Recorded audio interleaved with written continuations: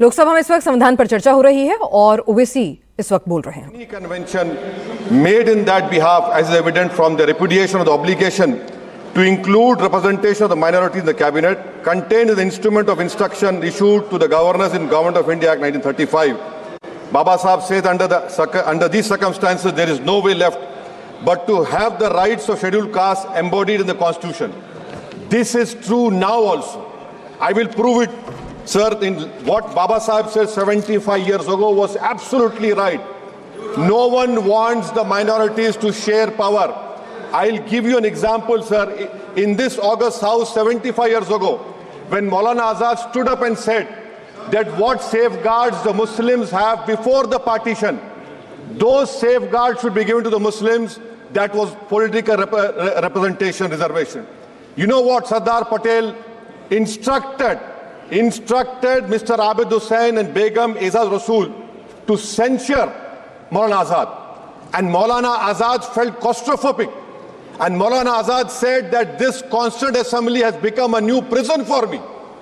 Maulana Azad said this in the Constituent Assembly, sir.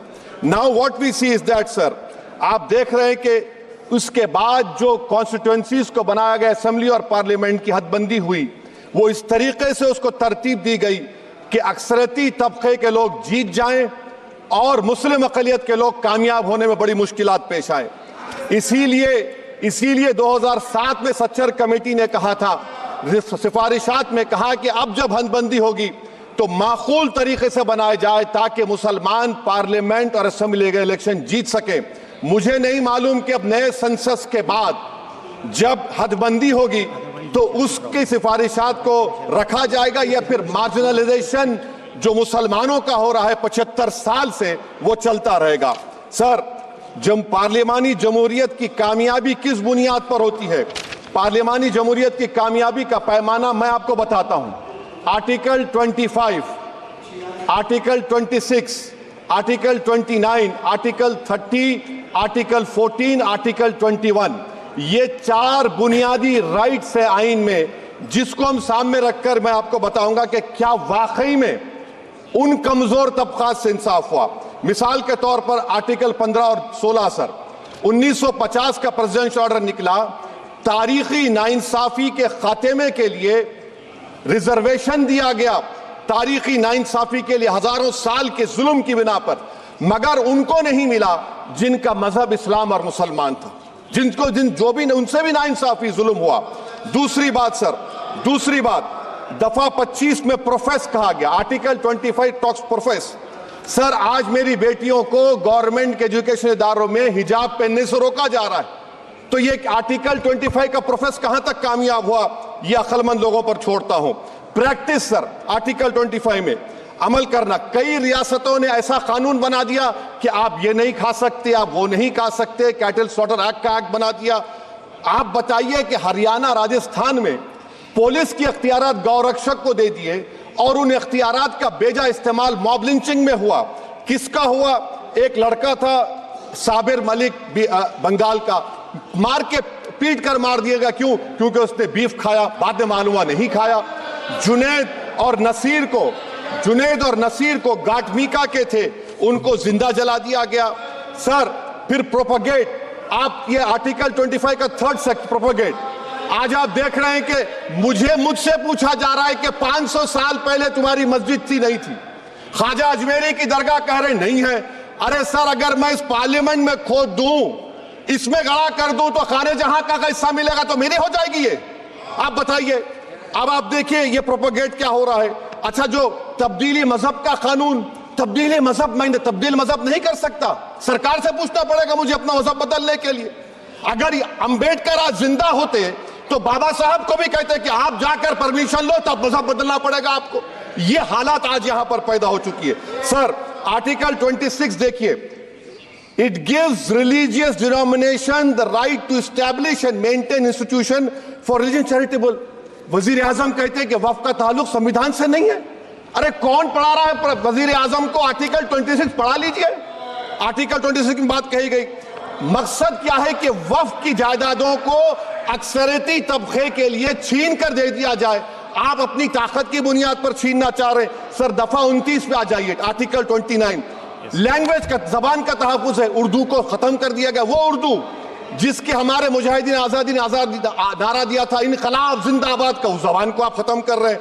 Culture, आप culture की बात इनसे पूछ लीजिए, वो बोलेंगे नहीं, हमारा जो कल्चरल नेशनलिज्म है वो कल्चरल नेशनलिज्म नहीं है बीजेपी का, वो कल्चरल नेशनलिज्म आलाजाद का, हिंदुत्व का नेशनलिज्म है, जो भारत के इंडियन नेशनलिज्म से बिल्कुल मुख्तलिफ है। सर अब आप आ जाइए, सर आर्टिकल 30 पे आ जाइए, सर आर्टिकल 30 पे आ जाइए। सर आर्टिकल 30 में माइनॉरिटीज को राइट दिया गया, this house has passed a law in 1981 to give minority AMU. This government went to the Supreme Court and said no, we'll oppose minority status. This house voice was suppressed in the Supreme Court, sir. That is why I say that the executive has argued contrary to the parliament. Sir, right to life तो उस वक्त भी था। मैं आपको मिसाल दे रहा हूं सर, दिसंबर 63 में, 63 में कश्मीर में रसूलुल्लाह सल्लल्लाहु अलैहि वसल्लम के मुंह मुबारक की चोरी हुई तो पूरे देश में, sir only 2 minutes, sir, only 2. Please, I know. Only 2 minutes, sir.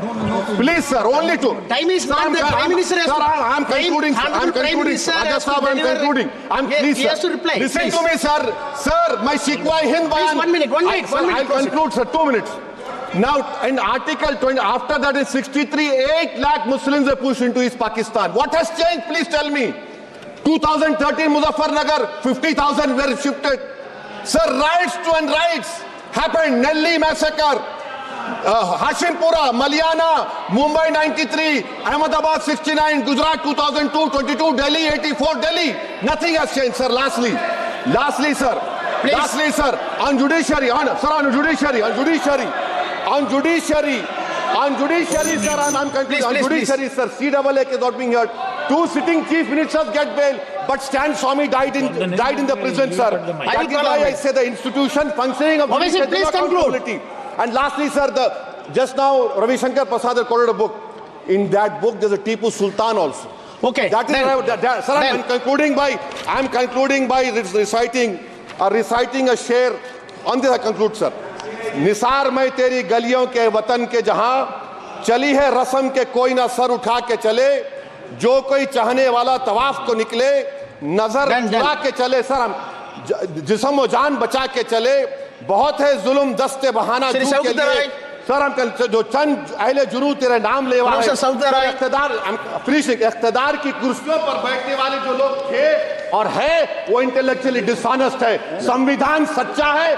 जय भीम, आइन जिंदाबाद। Professor please.